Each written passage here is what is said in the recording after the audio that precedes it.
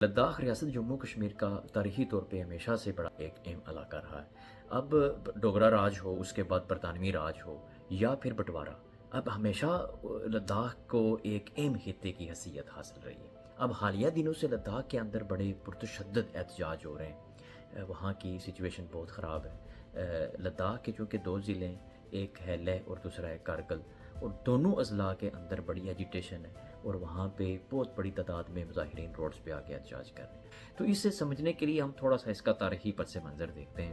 دیکھیں، برطانوی راج کے بعد جب پاکستان اور ہندوستان دونوں ملک بنے، تو اس وقت جو پرنسی اسٹیٹس تھیں، جس میں جموں کشمیر کی ایک ریاست بھی تھی، اس کو بھی تقسیم کر دیا گیا، وہ ریاست بھی تقسیم ہو گئی۔ لداخ کے دو اضلاع ہیں، لیہ اور کارگل، دونوں سے دو دو اراکین اسمبلی وہ جموں کشمیر اسمبلی کا حصہ تھے، اور لداخ کا بڑا ایک بہترین نظام چل رہا تھا۔ گو کہ لداخ کے لوگ اس وقت بھی احتجاج کر رہے تھے اور اپنے ڈیمانڈز کر رہے تھے کہ ان کی جو ایلوکیشنز ہے وہاں پہ نشستوں کی، اس کو بڑھایا جائے۔ یہ ہے کہ جب ہندوستان آرٹیکل 370 کا ایبروگیٹ کر دیتا ہے، اس کی منسوخی کر دیتا ہے، اور اس کے بعد وہاں جو ریاست جموں کشمیر کی ایک اسپیشل اسٹیٹس ہے، جو ایک اس کی مخصوص حیثیت تھی، اس کو ختم کر دیا گیا۔ لداخ پورے کو ہندوستان نے یونین ٹیریٹری کا حصہ بنا دیا۔ یونین ٹیریٹری سے مراد یہ ہے کہ وہ ڈائریکٹلی ہندوستان کے زیر تسلط چلا گیا، ہندوستانی آئین کے زیر تسلط چلا گیا، اور لوک سبھا کے کنٹرول میں پورا لداخ چلا گیا۔ ہاں، ان کی 4 نشستیں ہوا کرتی تھی جموں کشمیر اسمبلی کے اندر، ان کو ختم کر کے پوری لداخ سے صرف ایک نشست لوک سبھا کے لیے رکھی گئی۔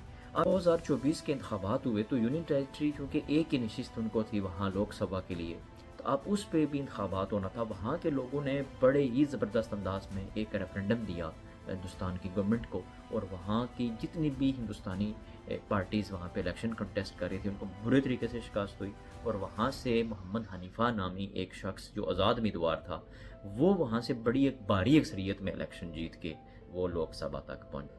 اب سب سے جو بڑا احتجاج وہاں لداخ میں ہو رہا ہے، اور اس کے جو بنیادی ڈیمانڈز ہیں بیسیکلی، وہ ہیں وہ اپنے لیے ایک ریاست کا حصول چاہ رہے ہیں۔ وہ نہیں چاہ رہے کہ وہ ہندوستان کی یونین ٹیریٹری کا حصہ رہے، یا وہ ایک نشست جو ہندوستان کی لوک سبھا کو میں ان کو ملی ہوئی ہے، صرف اسی پہ گزارا کریں کو۔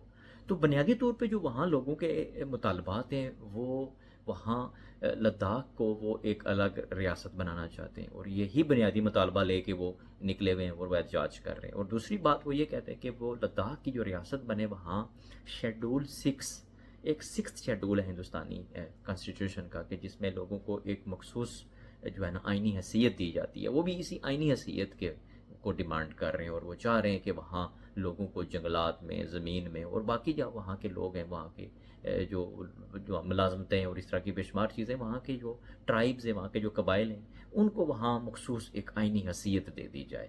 یہ پروٹیسٹ اس حد تک خطرناک ہے کہ یہ انہوں نے وہاں لیہ کے مین جو ہے نا ان کا جو شہر ہے، اس کو بند کر دیا گیا ہوا ہے، کارگل کو بند کر دیا ہے، اور بہت بڑی تعداد میں جلاؤ ہے، گراؤ ہے۔ وہاں پولیس کے تھانوں کو جلا دیا گیا ہے، پولیس کی گاڑیوں کو جلا دیا گیا ہے۔ ہندوستان کے اس اقدام کو چیلنج کر دیا جو ہندوستان نے 2019 میں اٹھایا تھا، جہاں جموں کشمیر کی ایک اسپیشل اسٹیٹس کو جو ہے نا وہ ختم کر دیا گیا۔ دیکھتے ہیں یہ احتجاج کس طرف جاتے ہیں، ہندوستان کس حد تک لداخ کے لوگوں کے ڈیمانڈز کو تسلیم کرتا ہے۔